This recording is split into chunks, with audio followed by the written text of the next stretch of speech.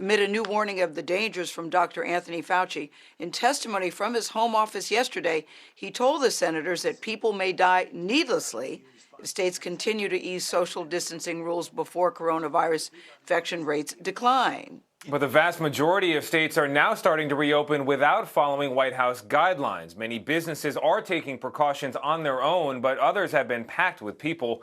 There's already been a spike in new cases in some areas with loosened restrictions.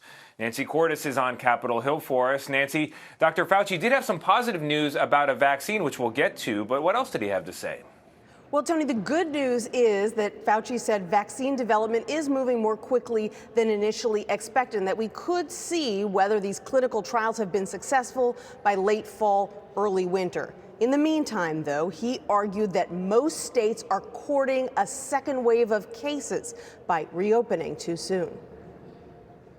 My concern is that we will start to see little spikes that might turn into outbreaks. Speaking from his home in D.C., Dr. Anthony Fauci told senators it's dangerous for states to reopen before infection rates drop. There is a real risk that you will trigger an outbreak that you may not be able to control. He said the true U.S. death toll is likely higher than the official count of more than 80,000. And he said a vaccine will not be ready in time for the fall semester at schools and universities. The idea of having treatments available or a vaccine to facilitate the reentry of students into the fall term would be something that would be a bit of a bridge too far.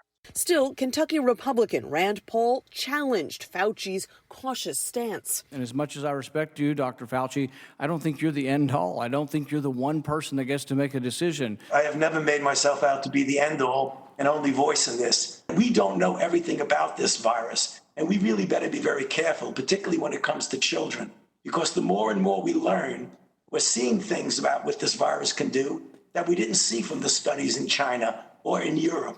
All the witnesses and many senators attended the hearing remotely to reduce the risk of infection.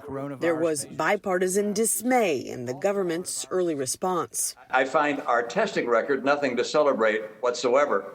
A contrast to the president's triumphant tone on testing the day before. There's nobody close to us in the world, and we certainly have done a great job on testing. Connecticut Senator Chris Murphy urged the task force to issue more guidelines to states about reopening. When are we going to get this expertise from the federal government? I do anticipate this broader guidance, though, to be posted on the CDC website soon. I can't tell. Soon isn't terribly helpful. Thank you, Mr. Chairman. House Democrats released their massive new rescue bill yesterday. It's worth about $3 trillion, with more payments to state and local governments, to working Americans, and more money for testing. The House is expected to vote on it on Friday, but Senate Republicans are already rejecting it, saying, Anthony, that it's too expensive. Nancy, thank you.